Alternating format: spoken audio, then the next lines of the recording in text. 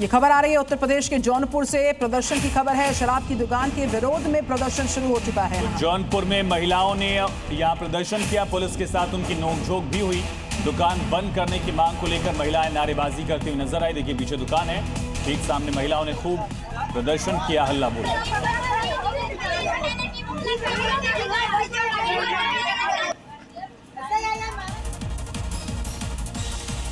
और इन दिनों एक चाइनीज ऐप ई रिक्शा चालकों के लिए सिरदर्द बन गया है। दावा ऐसा हो रहा है कि इस चाइनीज ऐप से एक बटन दबाने से ही चलता है ई रिक्शा, जो बंद हो जाता है। BAT BMS नाम के इस चीनी ऐप, इस चाइनीज ऐप ने ई रिक्शा चालकों की चिंताओं को काफी बढ़ा दिया है। चीनी ऐप BAT BMS से ई रिक्शा बंद और चालू करने के दावे वाली वीडियो इंटरनेट पर खूब वायरल है, जिसमें दिख रहा है कि ऐप का एक बटन दबाने से ही ई रिक्शा बंद हो जा रहा है। दावा है कि ब्लूटूथ के जरिए बैटरी का BMS दूर से लॉक किया जा सकता है, जिससे बैटरी बंद हो जाती है। इस वायरल वीडियो ने सेफ्टी को लेकर बड़ा सवाल खड़ा कर दिया है, साथ ही ई रिक्शा चालकों की टेंशन भी बढ़ा कर रखती है। BAT BMS एक बैटरी मैनेजमेंट ऐप है जिसे एक चाइनीज कंपनी ने तैयार किया है। हालांकि ये हैकिंग टूल नहीं है, इसे ब्लूटूथ इनेबल लिथियम बैटरी को मॉनिटर करने के लिए डिजाइन किया गया है। ये ऐप बैटरी इंफॉर्मेशन डिस्प्ले करती है। ये ऐप उन ई रिक्शा पर काम करता है जिसमें BMS बैटरी यूज होती है। क्या आपने कभी सोचा कि सड़क पर दौड़ता ई रिक्शा किसी मोबाइल ऐप की एक क्लिक से अचानक रुक सकता है? जी न्यूज के ग्राउंड रियलिटी चेक में हमने जाना कि कैसे अनलॉक चाइनीज बैटरीज के कारण ये गरीब रिक्शा चालक परेशान हो गए हैं। दिल्ली में ई रिक्शा चालक चीनी ऐप के दुरुपयोग से परेशान है। बैट BMS ऐप से ई रिक्शा कभी भी कहीं भी बंद हो जाता है। जी मीडिया के रिपोर्टर ने ऐसे कई ई रिक्शा चालकों से बात की। इस दौरान उन्होंने बताया कि एक ऐप के जरिए बीच सड़क पर उन्हें परेशानी का सामना करना पड़ रहा है।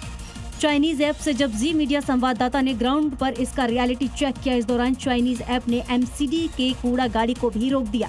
ये सब कुछ जी मीडिया के कैमरे में कैद हुआ। मैं इसी बीच एक बड़ी खबर, इसी तरह का एक मामला उज्जैन से सामने आया, जहां ई रिक्शा को जानबूझकर खराब कर धोखाधड़ी करने का पूरा मामला था। पुलिस ने एक संदिग्ध को हिरासत में लिया है, उससे पूछताछ हो रही है। पुलिस मामले की तफ्तीश कर दूसरे आरोपियों की भूमिका भी खंगाल रही है।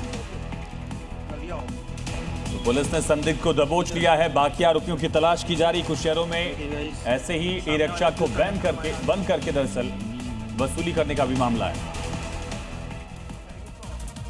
उज्जैन में ई रिक्शा चालकों के साथ ठगी करने वाला युवक अब पुलिस के शिकंजे में है। पुलिस ने एक ऐसे युवक को गिरफ्तार किया जो मोबाइल ऐप के जरिए सड़क पर चलती रिक्शा को हैक कर चालक बंद कर देता था। वायरल वीडियो में देखिए किस तरह बीच सड़क पर युवक मोबाइल ऐप से ई रिक्शा चालकों को निशाना बनाते थे। ई रिक्शा बंद होने पर वो खुद ही मददगार पर 200 से 300 रुपए ठग लेते थे। उज्जैन पुलिस ने एक युवक को साइबर ठगी के आरोप में गिरफ्तार कर लिया है।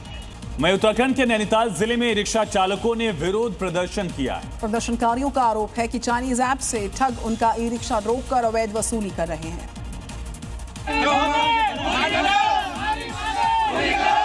चीनी ऐप से हो रहे फर्जीवाड़े से ई रिक्शा चालक सड़क पर लाचार हो रहे हैं।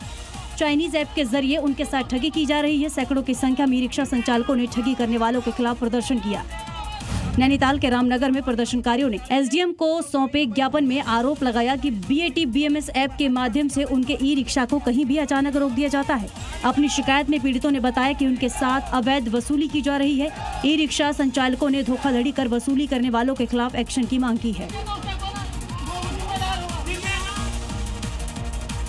अलग अलग राज्यों से आप तक पहुंचाने का। श्रीगंगानगर में आवारा सांड के हमले का दिल दहलाने वाला मामला, जहां ट्यूशन से लौट रही 5 साल की बच्ची पर सांड ने हमला कर दिया। उससे बचाने पहुंची मां और पिता पर भी हमला किया, जिसमें वो चोटिल हुए। पूरी घटना CCTV में कैद हो गई। मां गंभीर रूप से घायल। इधर मध्य प्रदेश के मुरैना में छात्र के साथ बरबट्टा करने का मामला सामने आया। छात्र की पांव बांधकर उसको डंडों से पीटा गया, जिससे उसके सर में गंभीर चोट पहुंची। जख्मी छात्र को प्राथमिक उपचार के बाद ग्वालियर रेफर किया गया। घटना का वीडियो सामने आने के बाद पुलिस मामले की तफ्तीश कर रही है। हमीरपुर में कोल्ड ड्रिंक एजेंसी मालिक ने करीब 6 लाख रुपए की एक्सपायर्ड कोल्ड ड्रिंक को नष्ट करने के बजाय सड़क किनारे फेंक दिया।